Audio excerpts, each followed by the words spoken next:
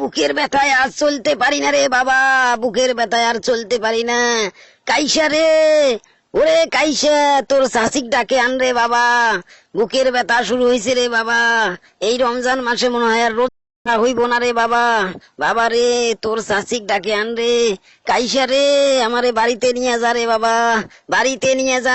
আরে সলিমুদ্দি চাচা, যে সলিমুদ্দি চাচা, হঠাৎ আপনার কি হলো? এই রমজান মাসে আপনি খালি বুকের ব্যথা করতেছেন। হ্যাঁ, আপনাকে কি ডাক্তারখানা নিয়ে যাওয়া লাগবে? আপনি কি ডাক্তারখানা যাবেন না বাড়িতে যাবেন কোন দেখি?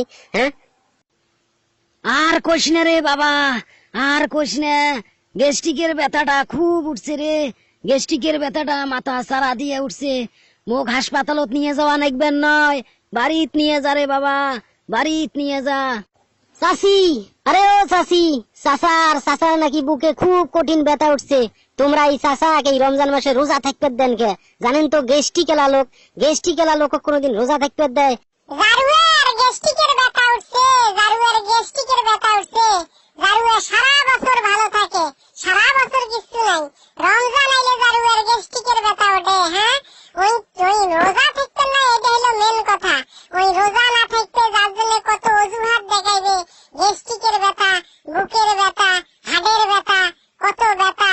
হ্যাঁ, বিড়ি খাইতে সারা বছর বিড়ি খাবে, তার কোনো সমস্যা নাই। হ্যাঁ, বিড়ি খাইলে ব্যথা ওঠে না। আর রোজা থাকলেই, হ্যাঁ রোজা থাকলেই গ্যাস্ট্রিকের ব্যথা ওঠে, পেটের ব্যথা ওঠে, কত কি। জারুয়ার আর কত বাহানা। হ্যাঁ, এই রোজার দিনে ওর যত বাহানা হবে, রোজার দিন আইলে ওর গ্যাস্ট্রিক আইছে। জারুয়া মরেও না, এই জারুয়া মরেও না।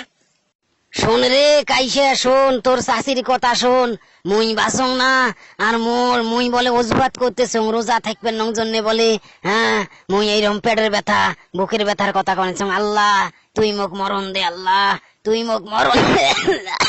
ওই বাবা, তুই মোক হাসপাতালতে নিয়ে যা, মোক বাড়ির থাকার দরকার নাই রে বাবা, হাসপাতালত নিয়ে। চাচি তো ঠিকই কথা কইছে চাচা, চাচি তো ঠিকই কথা কইছে। আপনি ঠিকই ফুকুত করিয়ে বিড়ি টানবের পান, আর রমজান মাসে আসলেই আপনি নানান অজুহাত শুরু করেন।